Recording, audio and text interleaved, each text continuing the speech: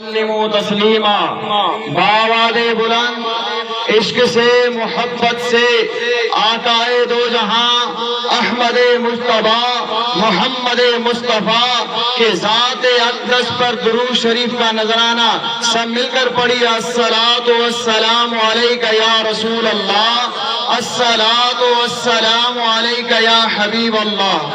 دوستان محترم، آپ بخوبی واقف ہیں کہ آج اس جامعہ انوار مصطفیٰ کے اندر امام اہل سنت امام احمد رضا کا عرس منایا جا رہا ہے، تو اس موقع پر بندہ ناچیز بھی آپ حضرات کے سامنے جو بندہ ناچیز کو موضوع ملا ہے وہ موضوع ہے کہ اعلیٰ حضرت کا فقہ میں کتنا مقام ہے، وہ فقہ میں کتنی تحقیق رکھتے تھے۔ پہلے میں آپ کو اللہ تعالیٰ کے پاک کلام قرآن مجید فرقان حمید سے ثابت کر کے دکھاؤں گا کہ فقہ کس کو کہتے ہیں۔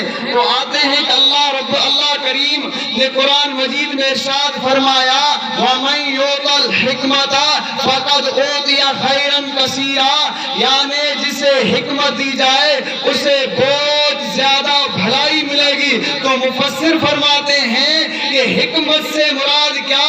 حکمت سے مراد علم فقہ ہے، اور بھلائی سے مراد یعنی خیر کثیر سے مراد اس معنی کے روح سے علماء نے فرمایا کہ اس معنی کا اس علم کا معنی یعنی علم فقہ ہے، اور خیر کثیر کا معنی یہ ہے کہ جو علم فقہ کو جانتے ہیں۔ تو ہمارے امام احمد رضا خان بریلوی بھی علم فقہ میں بہت بڑے مقام رکھتے تھے۔ تو حضور نے ارشاد فرمایا کہ اللہ تعالیٰ جس سے بھی بھلائی کا ارادہ کرتا ہے تو اس کو علم دین میں فقیہ بنا دیتا ہے۔ سبحان اللہ، سبحان اللہ۔ دوستان محترم، اب آتے ہیں کہ فقہ کس کو کہتے ہیں۔ علماء نے یہ لکھ دیا کہ فقہ کا مطلب یہ ہے کہ عربی کتابوں سے عبارت نکال کر ان کا معنی نکال کر ان کا مفہوم لوگوں کو سمجھا دینا۔ تو ہمارے امام نے فرمایا یہ بات نہیں ہے، ہم نے کتابیں پڑھی ہیں، نور الازا کا کہ نور الازا بھی پڑھا ہے، قدوری شریف بھی پڑھا ہے، کنز الدقائق بھی پڑھا ہے، اور شرح وقایہ بھی پڑھا ہے۔ اگر عربی زبان کا اعلیٰ حضرت نے فرمایا اگر یہ آپ کہیں کہ فقہ کا مطلب یہ ہے کہ عربی زبان کے عبارات نکال کر لوگوں کو سمجھا دیا جائے، تو اعلیٰ حضرت نے فرمایا تو عربی جو زبان وہ عرب کے جو لوگ رہتے ہیں ان کا تو مادری زبان ہے۔ تو ہم سب کو جو عرب میں رہتے ہیں یعنی سعودیہ میں رہتے ہیں، مکے میں رہتے ہیں، دبئی میں رہتے ہیں، ہم سب کو فقیہ کہیں؟ نہیں، اعلیٰ حضرت نے فرمایا فقہ کو جاننے کے لیے کئی علوم کا جاننا ضروری ہوتا ہے، سبحان اللہ، اور کئی علوم کا مجموعہ یہ علم فقہ ہے۔ اب آتے ہیں کہ ہمارے امام احمد رضا کا علم فقہ میں مقام کیا ہے۔ ہم جو تیمم کرتے ہیں نا، علماء نے یہ شرعی مسئلہ لکھا ہے کہ اگر آپ کئی ایسے علاقے میں جاتے ہیں جہاں پر آپ پانی پر قادر نہیں ہوتے ہیں، یا ایسے امراض ہوتے ہیں جن سے پانی لگانے سے وہ امراض بہت زیادہ دکھ دیتے ہیں، تو اعلیٰ اسے تیمم کہتے ہیں۔ تو علماء نے لکھا کہ تیمم کے لیے 74 چیزوں کا جائز ہے، یعنی 74 چیزوں سے تیمم کرنا جائز ہے۔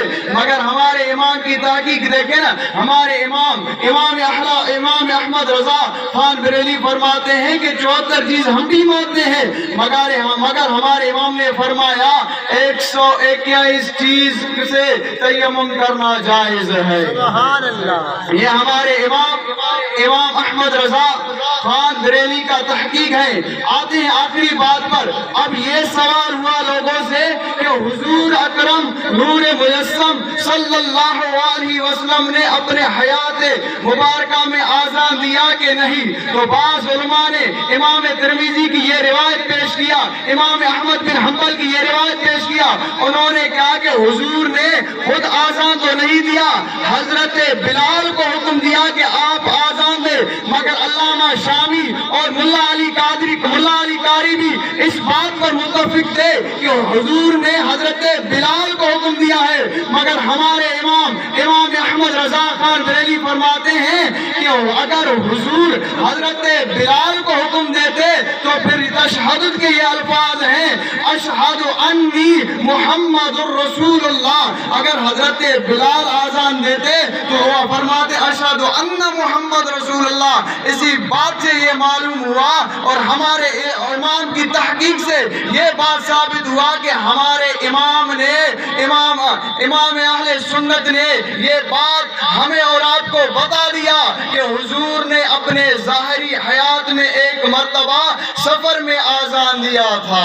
سبحان اللہ۔ اور ہمارے امام کو جاننے کے لیے اگر جو ہمارے امام کے فتویٰ ہیں اور فتویٰ رضویہ کو پڑھنے کے بعد کوئی 2 نمبر پیر بھی نہیں بن سکتا، کوئی فاسق بھی نہیں بن سکتا اور کوئی دیوبندی بھی نہیں بن سکتا، کوئی نیب رافضی بھی نہیں بن سکتا اور کوئی خارجی بھی نہیں بن سکتا، اگر جو فتویٰ رضویہ کے مطالعے کرنے کے بعد عقیدہ اہل سنت پر ڈٹ جانے والے ہوتے ہیں، جو فتویٰ رضویہ کو صحیح سمجھتے ہیں، تو کوئی وقت کا امیر اہل سنت بنتا ہے، کوئی ڈاکٹر اشرف آصف جلالی بنتا ہے، تو کوئی امیر المجاہدین بنتا ہے۔